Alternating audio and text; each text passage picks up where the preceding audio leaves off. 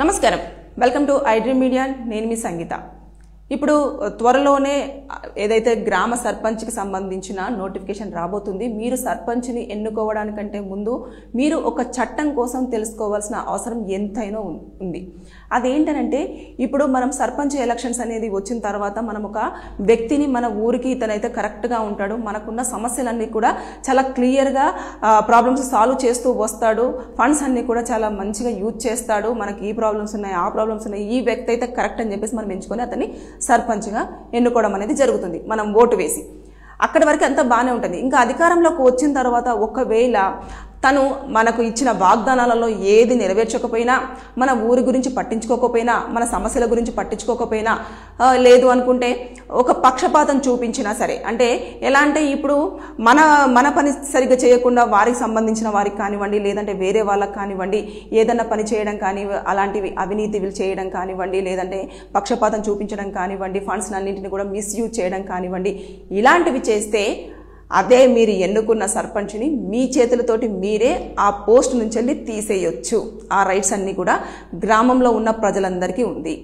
అది ఎలాగో నేను ఇప్పుడు చెప్తాను ఏదైతే పంచాయతీరాజ్ చట్టం అనేది ఒకటి ఉంటుంది 2018 సెక్షన్ 35 అండ్ 37 ప్రకారంగా ఎలా ఉంటుందంటే ఇప్పుడు నేను ఏవైతే చెప్పానో వాళ్ళు ఒకవేళ అలాంటి తప్పులు గనక చేస్తే దాన్ని అవిశ్వాస తీర్మానం అంటే ఒక గ్రామంలో ఒక 50% మంది ఎవరైతే గ్రామ సభ్యులు ఉంటారో వారందరి ఓటునంతా కూడా తీసేసుకొని అవిశ్వాస తీర్మానం చేసేసుకొని ఈ వ్యక్తి మన ఊరికి మనం ఎన్నుకున్నాము కానీ అన్ఫిట్ ఇతని వల్ల మన ఊరికి ఏమీ జరగట్లేదు అవినీతి తప్ప అదేవిధంగా వచ్చిన ఫండ్స్ అన్ని కూడా మిస్యూజ్ చేస్తున్నాడు అంతేకాకుండా వేరే వాళ్ళకు పనులు చేస్తున్నాడు మనకు వర్క్ అనేది చెయ్యట్లేదు అని చెప్పేసి మీరు ఆ పాయింట్స్ అయితే ఏవైతే ఉన్నాయో అవి చూపిస్తూ మీరు ఇమీడియట్గా అతన్ని అదేవిధంగా ఉప సర్పంచ్ని కూడా సేమ్ ఈక్వల్గా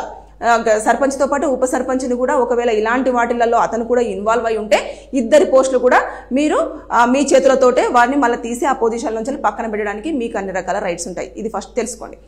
ఇంకా ఒకవేళ ఎక్కువ స్థాయిలో ఉన్న వాళ్ళ మీద క్రిమినల్ కేసులు ఉన్నాయి లేదు అనుకుంటే ఏదైనా థెఫ్ట్ చేయడం కానివ్వండి లేదంటే మర్డర్ కేసు కానివ్వండి లేదంటే అవినీతి ఆరోపణలు ఎదుర్కొని అవి వాళ్ళ మీద ఎఫ్ఐఆర్లు అయ్యి వాళ్ళు కోర్టుకు వెళ్తూ వస్తూ ఉన్నారనుకోండి ఈ సర్పంచ్ అయిన తర్వాత అప్పుడు మీరు కనుక లోకల్ కలెక్టరేట్ ఆఫీస్కి వెళ్ళేసి ఇలా ఇతని మీద ఇవన్నీ ఉండడం జరిగింది కాబట్టి మాకు ఇతను సర్పంచ్గా మాకు అన్ఫిట్ అని చెప్పేసి మీరు కనుక అక్కడ ఫిర్యాదు ఇచ్చేస్తే కలెక్టర్ ఆ పొజిషన్ నుంచి వెళ్ళి అతని సర్పంచ్ పొజిషన్ నుంచి తీసేసడానికి కూడా అన్ని రైట్స్ వాళ్ళకు ఉంటాయి కలెక్టర్కి ఉంటుంది ఈ పొజిషన్లో సో ఇలాంటివన్నీ తెలుసుకోవాలి మీరు ఎప్పటికప్పుడు సర్పంచ్ ఎలక్షన్స్ రాబోతున్నాయి కాబట్టి ఒక మంచి వ్యక్తిని చూసుకోండి అంతేకాకుండా ఎవరైతే పోటీ చేస్తున్నారో వారు కూడా ప్రజలు చాలా నమ్మకంగా ఇతనైతే పర్ఫెక్ట్ అంటే ఎంతో మంది పోటీ చేసినా కూడా ఒకరి వ్యక్తి మీద మాత్రమే నమ్మకం పెట్టుకొని ఈ వ్యక్తి అయితే మాకున్న సమస్యలు క్లియర్ చేస్తారు అదేవిధంగా